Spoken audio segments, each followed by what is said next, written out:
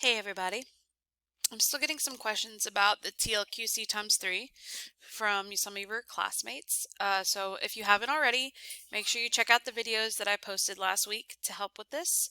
But also here's another quick refresher, and I'm going to show you some examples that your classmates have written anonymously because I haven't yet asked their permission to use them. So I will not tell you who wrote them, but I'm going to show you some of this in action. So your main paragraphs, which was due today, but we're not stressing about deadlines, so get it done whenever you can, is to have your topic sentence, which states what main idea from your thesis this paragraph is about. Your lead-in, which introduces where the quote came from, which source the quote came from. A quote from one of the articles that you're given. And then the commentary, you've got 3 C's, which stands for commentary, and that is you, in your own words, explaining how this evidence that you just provided from a source supports your thesis. And that's the part that's worth the most points in your overall FSA score. So the details, the examples, the explanations, all of that falls under here, okay? So let's look at an example from one of your classmates. Now these examples aren't perfect because what fun would that be? But we've got some really good examples of things that are done really well. So here you can see this is part 7 body paragraphs, very well labeled, and this is his first body paragraph. So we have smaller musicians need more exposure. That's his topic sentence. So in his thesis statement, artists needing more exposure is one of his reasons, so he states very clearly smaller musicians need more exposure. They can get the exposure they need by putting their music, that's the wrong there, in ads, which should be the word advertisement. So first of all, the abbreviation of ads is just 1D, but when you're doing a formal or academic writing, you should write out words like that. So I would ask you to make this word advertisements. Those ads can be streamed on the radio, the TV. That's not a complete sentence. Just from putting their music on those platforms can pull in more listeners. So that, minus the grammar mistakes, is his way of introducing this main idea. And then he includes a quote from an article. Endorsement deals can keep a musician afloat. Very good quote to support this topic. Then he writes Article 2 states. So to follow TLQC, this would be the lead-in and it should come before the article. My other problem with this is I don't want you to refer to them as Article 1, Article 2, Article 3. I want you to refer to them by the author's name and or the article title, and we'll see that in your next example. So while he chose a very good quote, he needs to change this to be the author's name or article title and put it before the quote so that it serves as the lead-in, okay? And then he goes on to his C's, his commentary. It's completely true. It can give a musician just a small nudge it needs to get up and going in their career. Again, grammar mistakes, we'll deal with that later. One song used in an ad for soda, food, household items, etc. excuse me, can lead into the song going viral and being a big hit. So he has 2 commentary sentences there, but he has an extra one up here.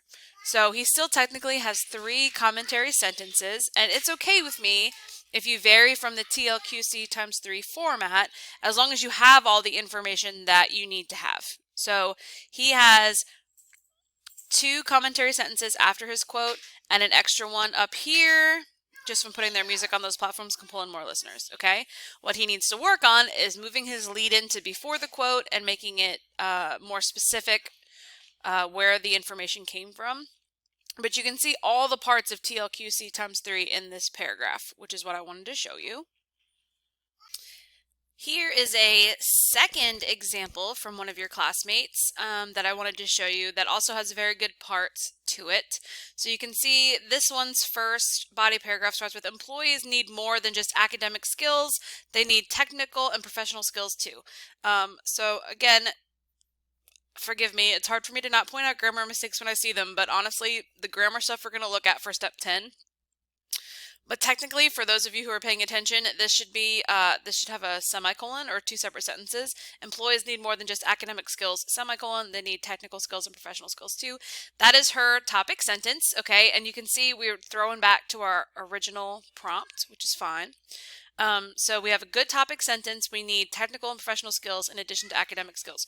According to the article, we won't solve America's skills gap until we acknowledge our own awareness gap by Mike C. Perna. Perfect lead-in, add a comma, okay, after his name. And then she quotes, businesses in virtually every industry are struggling to find workers who have the academic, technical, and professional skills. Now, she adds, said Mike Perna, you don't need to do that again. That's redundant. So we already said that it was in his article, so you can actually just take that out and end the sentence there.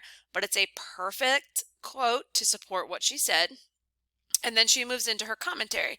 By adding more programs at school and in the community, the younger generation will benefit because they would have all the skills needed for employers to hire them.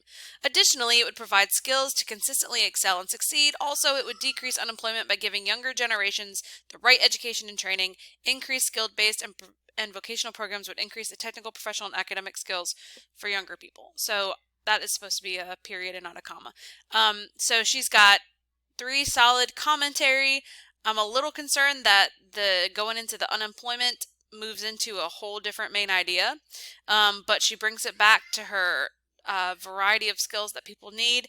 I might encourage her to provide something more of a specific example. So maybe take out the decreasing unemployment sentence and add in like an example of a type of program and how that would give students these skills that you're talking about would make this paragraph a lot stronger.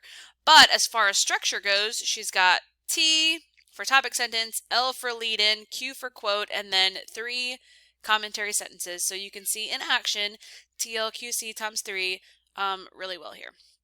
So good job.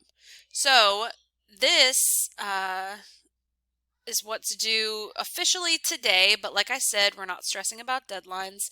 It also includes your counterclaim, which you can also use TLQC times 3 for. So hopefully that helps as you're finishing that up. I'm about to post another video talking about intro and conclusion sentences, and I'm going to go help that little girl you just heard, and I'll be back with a new video soon.